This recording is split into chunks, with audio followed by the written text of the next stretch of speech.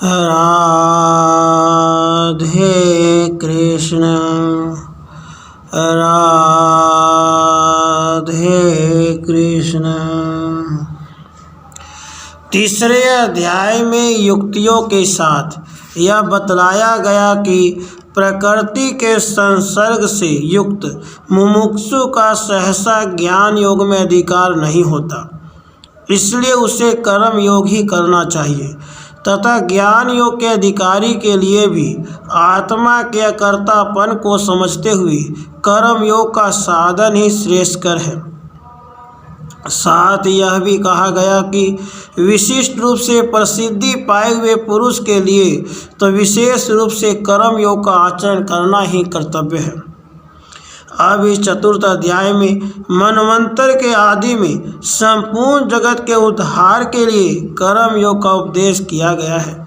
इस कथन से इस कर्म योग की ही कर्तव्यता को दृढ़ करके तथा ज्ञान योग इसके अंतर्गत होने के कारण इसकी ज्ञान योग कारता को भी दिखलाकर कर्म योग का स्वरूप, उसके भेद और कर्म योग में ज्ञान के अंश की ही प्रधानता बतलाई गई है।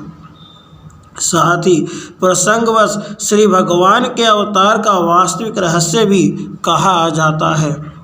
श्री भगवान बोले, इस अविनाशी योग को मैंने सूर्य से कहा था, सूर्य ने अपने पुत्र मनु से कहा और मनु ने अपने पुत्र इक्ष्वाकु से कहा। इस प्रकार परंपरा से प्राप्त इस योग को राजर्षियों ने जाना, परंतु हे अर्जुन, वह योग बहुत काल से इस लोक में प्रायः नष्ट हो गया। यह जो कर्म योग तुझे बतलाया गया है सो केवल इसी समय युद्ध में प्रोत्साहन देने के लिए ही कहा गया हो, ऐसा नहीं मानना चाहिए। मनवंतर के आदि में भी अखिल जगत के उद्धार के लिए मैंने ही परम पुरुषार्थ रूप मोक्ष के साधन रूप में इस योग को विवस्वान अर्थात सूर्य के प्रति कहा था। फिर सूर्य ने मनु को और मनु ने इक्ष्वाकु को इसका उपदेश किया। इस प्रकार संप्रदाय परंपरा से प्राप्त इस योग को पूर्व काल के राजर्षियों ने जाना था। इधर बहुत समय से उसे सुनने वालों की बुद्धिमंदता के कारण यह नष्ट प्राय हो गया था। इस पर यहाँ कहते हैं, तू मेरा भक्त और सखा है, इसलिए वही यह पुराना योग आज मेरे द्वारा तेरे प्रति कहा गया है, क्योंकि यह अति उत्तम रहस्य है। वही यह पुरातन योग जिसका स्वरूप अविचल बना है। मैंने मित्रता और अत्यधिक भक्ति के कारण केवल मेरे ही शरण में आए हुए तुझ भक्त के प्रति भली भांति कहा, अंग प्रत्यंगों सहित विस्तार से बतलाया। यह मेरे सिवा दूसरे किसी के भी द्वारा न तो जाना जा सकता है और न कहा ही जा सकता है, क्योंकि यह वेदांत वर्णित उत्तम रहस्य अर्थात ज्ञान है। इस प्रसंग में भगवान के अवतार का यथार्थ स्वरूप ठीक ठीक जानने के लिए अर्जुन बोला। अर्जुन ने कहा, हे श्री कृष्ण, आपका जन्म तो पीछे अब हुआ है और सूर्य का जन्म बहुत पहले का है, अतः मैं कैसे जानूं किस योग को आपने आदिकाल में कहा था। आपका जन्म काल संख्या की दृष्टि से बहुत इधर का मेरे जन्म का समकालीन है और सूर्य का जन्म काल संख्या की दृष्टि से बहुत पहले का 28 चतुर्युगी पूर्व का है, अतएव आपने इसको पहले कहा था। इस असंभव बात को मैं विशेष रूप से यथार्थ कैसे जानूं। यहाँ शंका होती है, ऐसा भी तो हो सकता है कि श्री भगवान ने जन्मांतर में कहा हो, क्योंकि महापुरुषों में जन्मांतर में किए हुए की स्मृति का होना उचित ही है, इसलिए यहाँ कुछ भी विरोध नहीं है।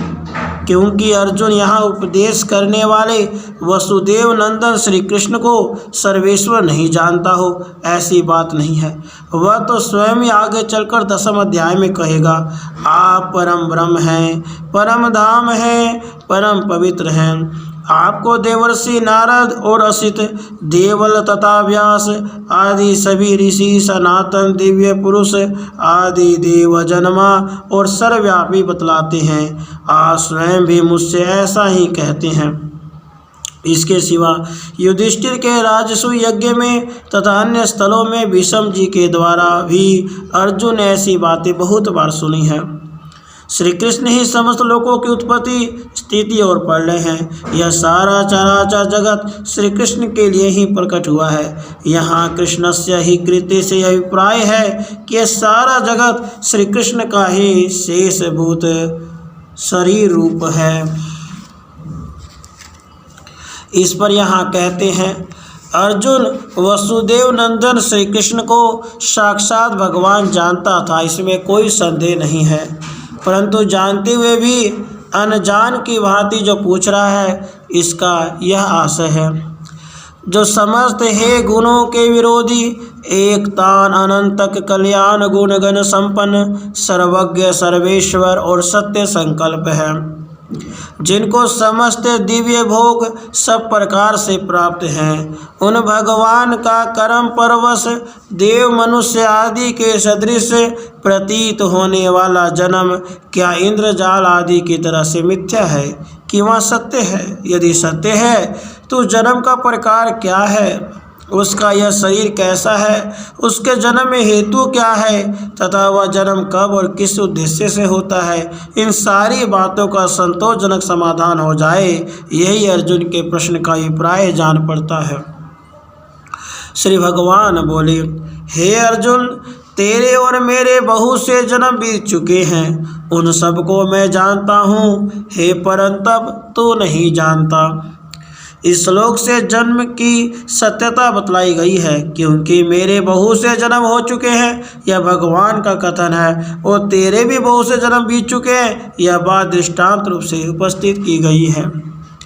अपने अवतार का प्रकार, अवतार शरीर का यथार्थ स्वरूप और अवतार का हेतु बतलाते हैं।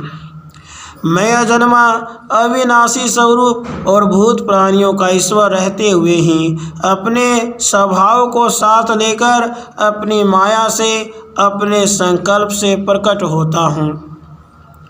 अजत्व, अव्यत्व और सर्वेश्वरत्व आदि समस्त परमेश्वरीय स्वभावों को न छोड़ते हुए ही अपनी प्रकृति में स्थित रहकर मैं अपनी माया से प्रकट होता हूँ।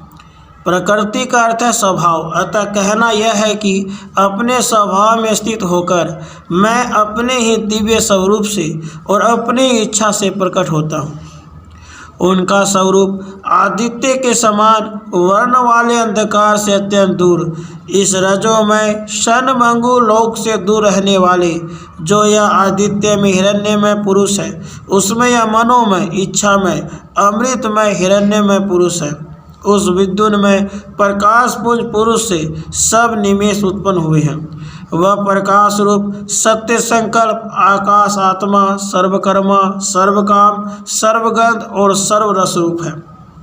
उस परमात्मा का रूप ऐसा है जैसा हल्दी में रंगा हुआ है वस्त्र इत्यादि श्रुतियों में प्रसिद्ध है। माया वयुनम ज्ञानम, इस वचन के अनुसार यहाँ माया शब्द ज्ञान का पर्यायवाची है।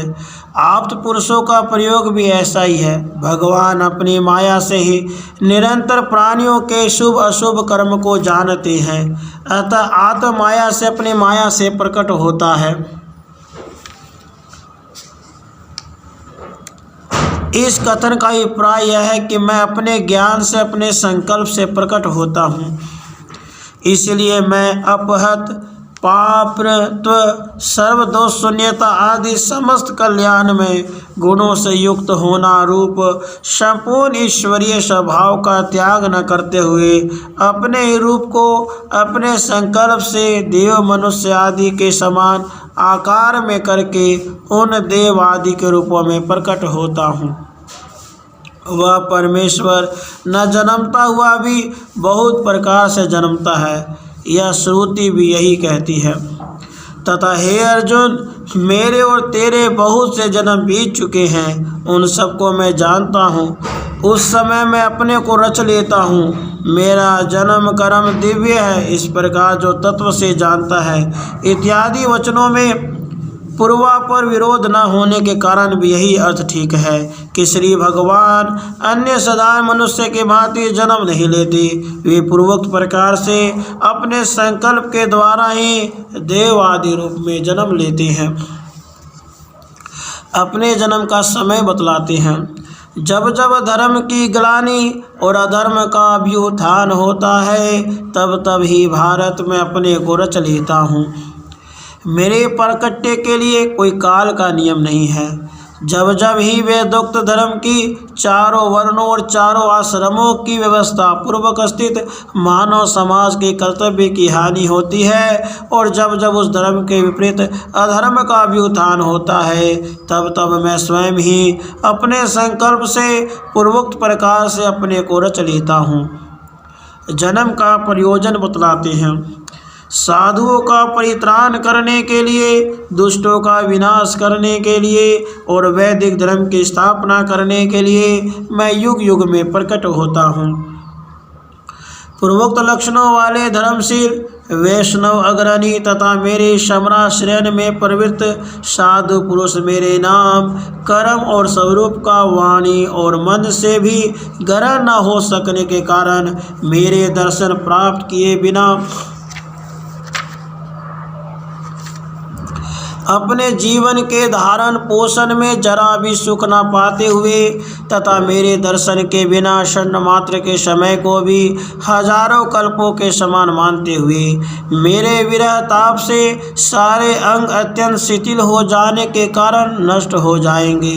अतः उनको अपने स्वरूप और लीलाओं का दर्शन तथा अपने साथ बातचीत आदि करने का सुअवसर देकर उनका विरह ताप से परित्राण करने, उनके विरोधी दुष्टों का विनाश तथा क्षीण हुए मेरे आराधन रूप वैदिक धर्म के मुझ आराध्य स्वरूप के साक्षात दर्शन के द्वारा संस्थापना करने के लिए मैं युग युग में देव मनुष्य आदि के रूप में प्रकट होता हूँ। अभिप्राय यह है कि मेरे प्रकट होने में सतयुग या त्रेता आदि का कोई विशेष नियम नहीं है। मेरा वह जन्म और कर्म दिव्य है, इस प्रकार जो तत्व से जानता है। अर्जुन वह शरीर को त्याग कर फिर जन्म को नहीं प्राप्त होता, मुझको ही पाता है।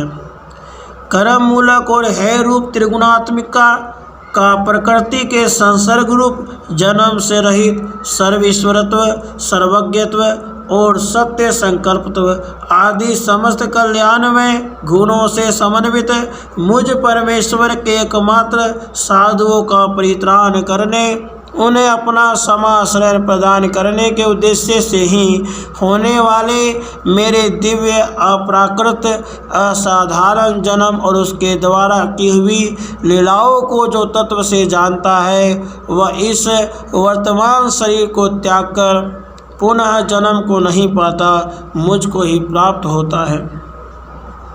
मेरे दिव्य जन्म कर्म के यथार्थ स्वरूप को भली भांति जान लेने से जिसके मेरे समाश्रयन के विरोधी समस्त पाप नष्ट हो चुके हैं, वह इसी जन्म में पूर्वोक्त प्रकार से मेरी शरण ग्रहण करके एकमात्र मुझको ही प्रिय मानकर और मुझ में एक चित्त वाला होकर मुझको ही प्राप्त हो जाता है। यह बात कहते हैं। राग, भय और क्रोध से रहित केवल मुझसे ही ओतप्रोत और मेरे ही आश्रित बहुत से पुरुष तत्व ज्ञान रूप तप से पवित्र होकर मेरे भाव को प्राप्त हो चुके हैं। मेरे जन्म कर्म के तत्व ज्ञान रूप तप से पवित्र होकर बहुत से लोग ऐसे बन चुके हैं। ऐसे ही श्रुति भी है। धीर पुरुष उसके जन्म को भली भांति जानते हैं, अर्थात बुद्धिमानों में अग्रणी पुरुष ही उसके जन्म प्रकार को जानते हैं। मेरा आश्रय चाहने वालों का उद्धार मैं केवल देव मनुष्य आदि के रूप में अवतीर्ण होकर ही करता हूँ, ऐसी बात नहीं है। किंतु जो मुझको जैसे बचते हैं उनको मैं वैसे ही बचता हूँ। हे अर्जुन, मनुष्य सब प्रकार से मेरे ही मार्ग पर चलते हैं। मेरी शरण लेने की अपेक्षा रखने वाले जो पुरुष अपनी अपेक्षा के अनुसार जिस प्रकार मेरे रूप की कल्पना करके मेरे प्रपन्न होते हैं, मेरा समाश्रयण करते हैं, उनको मैं वैसे ही उनके मनोवांछित प्रकार से ही भजता हूँ, अपना दर्शन देता हूँ। इस विषय में अधिक क्या कहना है। मेरा अनुवर्तन करना ही जिनका एकमात्र मनोरथ है, ऐसे सभी मनुष्य मेरे मार्ग का, मेरे सारे स्वभाव का, जो योग के भी पदवाणी से अगोचर है, अपनी चक्षुवादी इंद्रियों के द्वारा सर्वथा अपने अपेक्षित रूप में सब प्रकार से अनुभव करते हुए बरतते हैं। यहाँ तक प्रासंगिक विषय को समाप्त करके अब जिसका प्रकरण चल रहा था वह कर्म योग ज्ञान रूप कैसे हो जाता है, यह बतलाने के लिए वैसे कर्म योग के अधिकारी की दुर्लभता बतलाते हैं। राधे कृष्ण, राधे कृष्ण।